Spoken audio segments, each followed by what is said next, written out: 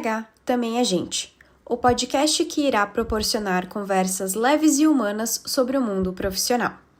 Aqui nós vamos rir, chorar, inspirar, compartilhar, aprender, refletir e reclamar. Porque RH também é gente.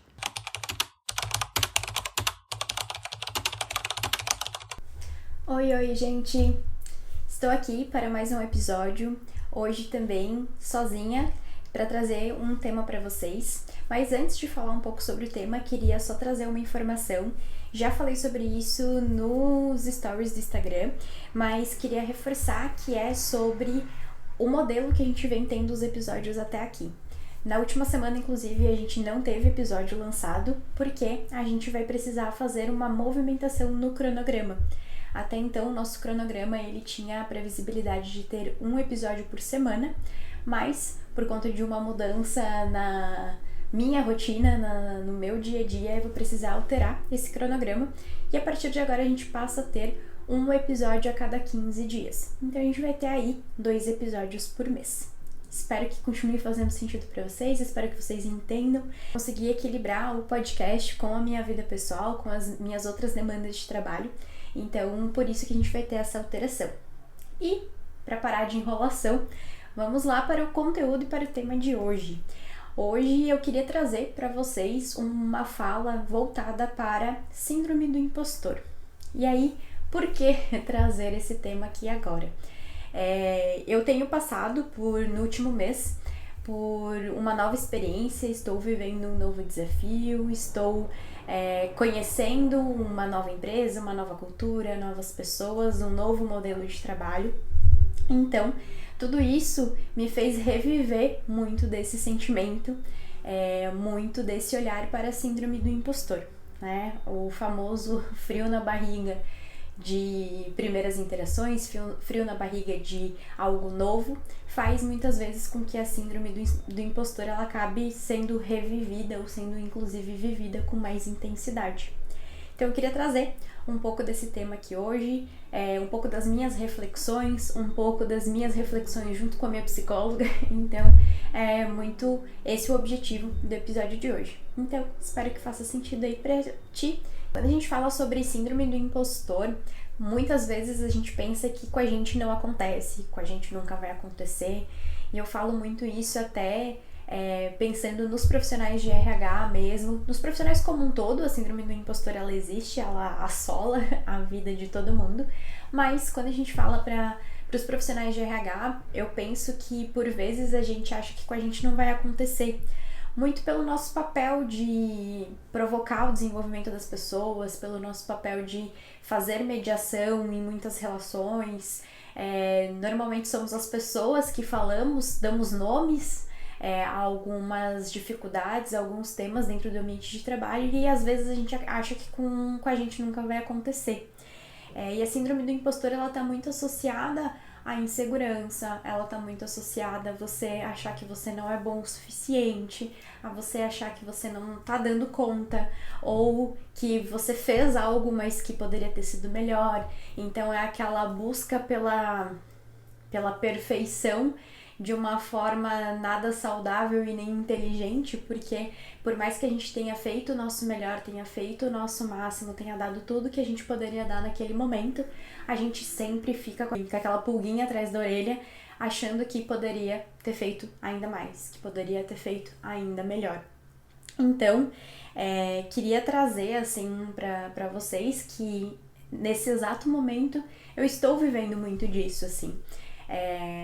Dessa insegurança, desse medo de não ser o suficiente e muito porque estou vivendo algo novo, né? Então, estou saindo da minha zona de conforto. Quando a gente faz esse movimento, naturalmente a gente tem alguns medos, alguns receios e por conta de tudo isso, esse sentimento ele tem sido bem presente para mim no último mês. E aí, como eu comentei, foi tema de algumas sessões aí de terapia, falar sobre insegurança, falar sobre essa síndrome do impostor, falar sobre achar que eu poderia fazer mais. Então, queria contar um pouco para vocês, assim, de como foi uma reflexão que eu e a minha psicóloga a gente fez na nossa última sessão, que eu falei pra ela que eu tinha muito receio, assim, muita dúvida de realmente não conseguir atender as expectativas do outro. De não conseguir dar o meu máximo, de não conseguir dar o meu melhor, ou mesmo me preocupando com isso, porque eu sou muito preocupada com isso, mesmo me preocupando com isso, tentando dar o meu melhor, talvez o meu melhor não seja o suficiente. Isso pode acontecer, né? Até porque quando a gente fala de expectativa, a gente também tá falando da expectativa do outro, né? Então, ela foi me fazendo refletir sobre isso, assim, o porquê que eu me sinto tão insegura nisso, em não saber se eu estou atendendo as expectativas, o que mudaria no meu comportamento, o que mudaria em mim se eu soubesse o que eu não estou atendendo quanto à expectativa. E aí, ela falou assim pra mim: tu entende que se tu não tá atendendo alguma expectativa, ou tu não tem alguma habilidade, alguma competência que se espera de ti, não é porque vão falar pra você que você não tem essa competência que você vai passar a ter ela no minuto seguinte? Você vai continuar não tendo a competência, né? Vamos pegar ali, precisa falar inglês, eles têm a expectativa que você fale inglês. E aí se eles te falarem que eles têm essa expectativa, mas você não fala, e aí a partir do momento que eles te falarem, você vai passar a falar inglês? Não, você vai continuar não falando inglês. Então, por que isso te atormenta tanto, assim? Por que isso faz com que tu fique tão insegura? E aí, né, fazendo as minhas reflexões, assim, entendendo o que pra mim acaba impactando e provocando um pouco mais da síndrome do impostor pra mim, é justamente o não saber. Porque se eu sei o que se espera, eu também sei que eu sou comprometida o suficiente para me dedicar àquilo, para buscar o meu desenvolvimento, para buscar evoluir e aprender para conseguir atender aquela expectativa. Então, o não saber faz com que a minha cabeça possa ir para muitos lugares, que eu possa imaginar muitas coisas. Então, isso é algo que, para mim, né, quanto Regiane, quanto profissional, é aí onde a síndrome do impostor me pega muitas vezes. Então, entendo também o quanto é importante a gente ter essa consciência, fazer essa reflexão para saber exatamente onde o meu calo dói, assim, né? Porque tendo essa consciência, sabendo disso, eu consegui fazer um movimento de ir até a minha gestão e alinhar a expectativa com ela, né? Até porque também, talvez ela não soubesse que a minha expectativa era ter tudo tão transparente, ter tudo tão... todos os pingos nos is já nesse momento.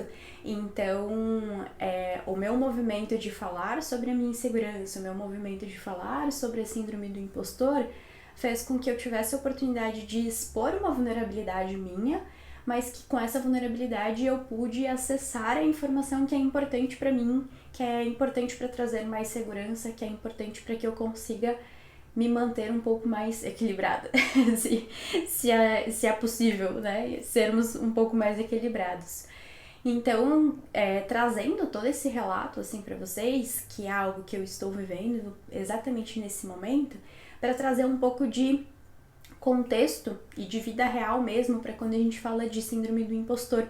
Porque, de novo, às vezes, é só um nome que alguém inventou para alguma coisa. Lá vem mais uma síndrome, lá vem mais um nome bonito de alguma doença mental, ou qualquer coisa nesse sentido, qualquer rótulo que possa se dar para isso. Mas por isso que eu pensei em compartilhar isso com vocês, porque, de novo, é algo que está sendo vivido por mim nesse exato momento. Então, quando a gente fala da síndrome do impostor, é isso que ela traz, né? Essa insegurança, essa percepção e sentimento de que nunca nada é bom o suficiente. E não é no sentido de, eu acho que não foi bom o suficiente, então eu vou fazer um movimento para melhoria, né? Mas é uma crítica no sentido de ficar nesse looping infinito. Não é só porque, eu pintei essa caneca é laranja, mas seria mais legal se ela fosse azul. Então não é uma coisa para fazer uma melhoria, mas é sim buscar de forma constante uma melhoria que não precisa, né? A gente tem já aí uma fala de senso comum, né? De que por muitas vezes antes feito do que perfeito. E quando a gente coloca muito da síndrome do impostor no nosso dia a dia, no nosso sentimento, por vezes a gente acaba se paralisando em algumas coisas pelo medo de não atender expectativa, pelo medo de errar ou pela insaciedade da entrega, né? Como se, de novo, nada fosse suficiente, como se nem a melhor ideia suprisse a necessidade. Então a síndrome do impostor, ela tem muito disso, assim. E aí, trazendo, assim, um pouco de que forma a gente pode trabalhar a consciência da síndrome do impostor, assim. E aí eu trago que é muito importante a gente trabalhar o nosso autoconhecimento, assim, de realmente entender aonde pega mais, em que momento isso aparece mais, para que eu consiga fazer o movimento contra esse sentimento de uma forma mais consciente. Inclusive, minha psicóloga perguntou pra mim na nossa última sessão, tá, e como que tu sai hoje? Qual que é o sentimento que tu sai hoje, assim, da nossa sessão? E eu falei pra ela que realmente era a palavra era consciência, né? Que eu tava saindo mais consciente daquilo que eu tava sentindo, daquilo que eu tava vivendo, do que eu tava percebendo. Então, quando a gente tem autoconhecimento, quando a gente busca por isso, é algo que nos ajuda a fazer as reflexões sobre o que a gente tá vivendo. E aí, refletindo sobre isso, a gente consegue começar a perceber e entender o que é fato e o que é o nosso imaginário. De novo, quando a nossa cabeça ela vai para a imaginação, qualquer cenário, qualquer possibilidade pode realmente nos engolir. Então, uma outra coisa que é importante também é a gente tentar sempre olhar para o fato, né? Eu já tive uma gestora que falava para mim, Regi, contra fatos e dados não há argumentos, né? Contra fatos e dados não há o imaginário também. Então, olhar para o fato, de verdade. Poxa, beleza, eu fiz uma apresentação, eu fiz um treinamento sobre feedback e achei que poderia ter sido melhor, achei que poderia ter sido diferente, mas de forma concreta, de fato. Qual que foi o sentimento das pessoas que receberam o treinamento? O que as pessoas que receberam o treinamento falaram? As pessoas gostaram? As pessoas entenderam? As pessoas se impactaram positivamente? Então é isso, não é? Esse é o fato. O treinamento aconteceu, ele foi dado, as pessoas gostaram, as pessoas viram um valor e é isso. Então esse é o fato, a gente não precisa ir para o imaginário, né? Ficar pensando demais que poderia ter sido melhor, poderia ter sido diferente. Porque por vezes quando a gente pensa nisso, isso vai fazendo com que a gente vai se boicotando, né? Então talvez em outro momento eu já não tenha mais vontade de fazer um treinamento, porque aí eu já vou ter de novo receio de fazer e achar que eu poderia fazer melhor ainda. Então é muito importante a gente ter essa tomada de consciência das coisas e olhar muitas vezes para o fato mesmo e deixar o imaginário um pouquinho mais de lado. Outra coisa que é importante, que pode nos ajudar a trazer essa consciência para as coisas, é a gente ter uma lista de coisas legais, de coisas boas que a gente fez, de resultados significativos que a gente já entregou. Então ter uma lista para reviver isso, assim, né, para entender que às vezes pode ser que a gente fez uma coisa que poderia ter sido melhor, pode ser que o treinamento de feedback poderia ter sido melhor, mas também isso não invalida todo o meu repertório profissional, isso não invalida toda a minha vivência e minha trajetória. Então a gente precisa tomar muito cuidado com isso para que a síndrome do impostor ela não nos engula, né? Ela não faça com que a gente descredibilize tudo aquilo que a gente já construiu, toda a história que a gente já viveu e tudo aquilo que a gente já entregou de resultado mesmo, né? Uma falha, um erro não pode de forma alguma fazer com que todas as vitórias e resultados sejam invalidados, né? Então a gente tem que cuidar para não deixar com que isso tome conta. Então ter uma lista das conquistas é algo que pode nos ajudar. Além de entender que as imperfeições elas existem, elas são bem-vindas inclusive, porque é no erro, é na imperfeição que a gente também tem a oportunidade de olhar para isso e se desenvolver, olhar para isso e pedir ajuda também para as pessoas. Então não olhar para a imperfeição como um problema também. E uma outra coisa que pode ajudar também é buscar opinião de alguém que você confia, assim. Então, poxa, tô em dúvida se isso foi legal, acho que eu poderia ter feito melhor, acho que eu poderia ter entregado diferente e ainda melhor. Então, pedir opinião para alguém que você confia, pedir opinião para um colega que você confia, para o teu próprio gestor, quando você tem um gestor que você tem uma relação de confiança. Então, perguntar a opinião, pedir um feedback efetivamente de como foi, de como a pessoa viu o resultado daquilo que tu fez, para te trazer essa segurança de que, não, tá tudo bem, foi legal, não precisava ter feito diferente, não precisava ter pensado em outras formas, a forma que eu fiz atendeu a expectativa, né? Então, buscar pela opinião do outro no sentido de ter um feedback mesmo, pode ser que seja um caminho que te ajude a acalmar um pouco o coração, assim, que foi parte disso que eu fiz, né, com a minha gestora. Então, poxa, tava insegura, tava vivendo a síndrome do impostor e eu fui até ela para entender primeiro as expectativas, para falar sobre essa minha insegurança, para que aí então ela pudesse me trazer o olhar dela também e fazer com que eu acalmasse um pouco mais o meu sentimento, assim.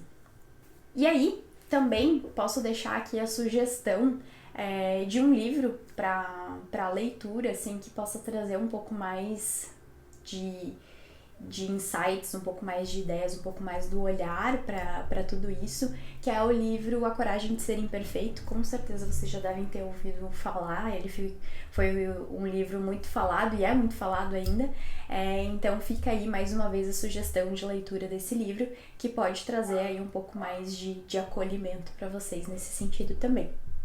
É um pouco disso que eu queria compartilhar hoje, até muito mais compartilhando o meu momento e a minha história. Espero que tenha feito sentido, espero que vocês tenham gostado.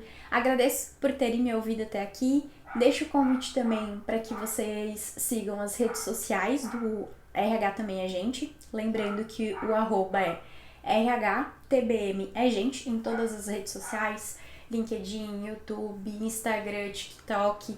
Então acessem as redes sociais, deixem comentários aqui no vídeo também de coisas que vocês gostariam de compartilhar, de trocas que vocês gostariam de fazer.